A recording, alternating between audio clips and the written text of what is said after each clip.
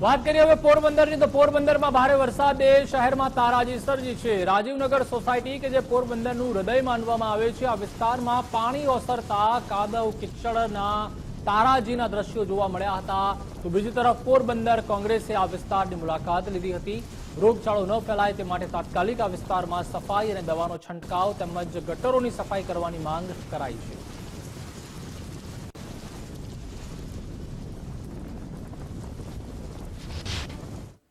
જવા દિયો લગભગ લતાની અંદરમાં 50,000 થી 1.5 લાખ રૂપિયા નુકસાની હશે।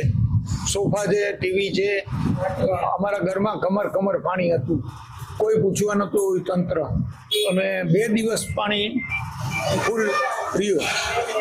ગઈકાલે સવારથી પાણી ઓછું થયું, હવે હાલમાં પાણી ઓછું થયું પણ ગટરો બધી જામ થઈ ગઈ છે। અમારે 40 વર્ષમાં પહેલી વખત જોયું છે આવું, અને 83 માં આવું આવ્યું હતું, એ પણ જોયેલું હતું। પણ અત્યારે જે પરિસ્થિતિ છે બહુ ખરાબ છે।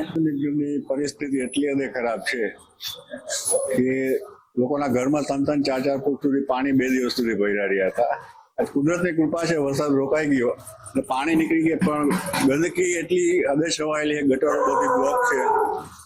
તો એ બાબતમાં અમારી અપીલ છે નગરપાલિકાને, કોઈ પણ ભેદભાવ રાખ્યા વગર દરેક એરિયામાં જ્યાં પણ ખાના ખરાબી સર્જાણી છે વહેલી તકે કામગીરી ચાલુ। કોંગ્રેસ સમિતિના પ્રમુખશ્રીના આદેશથી અને કોંગ્રેસ શહેર પ્રમુખશ્રીના આદેશથી અમે કોંગ્રેસ કાર્યકર્તાઓ રાજીવનગરની મુલાકાતે આવ્યા છીએ, અને અમને રજૂઆતો મળી છે, ફરિયાદો પણ મળી છે કે જે વોર્ડ અને વિસ્તારોમાં નગરપાલિકા આમ તો કામ કરતી નથી, પણ જ્યાં કરે પણ છે ત્યાં પણ ભેદભાવયુક્ત કરે છે, અને તેમાં પણ વાલા દવલાની નીતિ દેખાડવામાં આવી રહી છે। ત્યારે રાજીવનગરની આજની હાલત આપના કેમેરાએ જે કવર કરી છે એનાથી પણ વિકૃત હાલત આ 3 દિવસ પહેલા હતી।